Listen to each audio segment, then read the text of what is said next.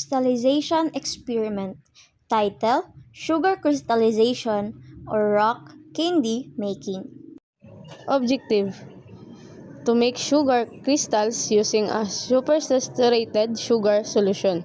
To observe how crystals starts to form. Explain the basic idea of crystallization.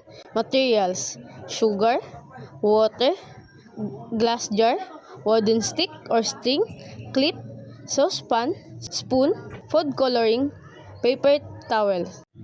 Procedure: Number 1. We boiled around 1 cup of water in a saucepan. Number 2. We slowly added sugar while stirring until the mixture became thick and most of the sugar dissolved and let it cool down.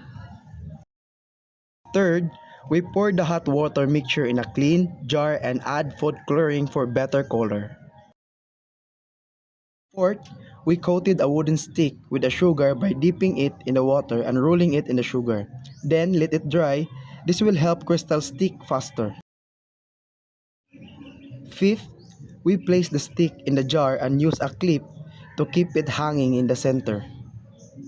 Lastly, we covered the jar with a paper towel and left it in the safe place where it wouldn't be moved.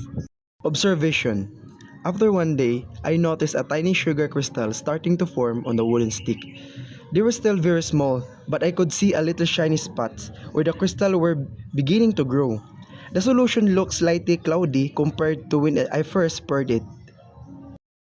In conclusion, after one day, the experiment showed the beginning of crystallization.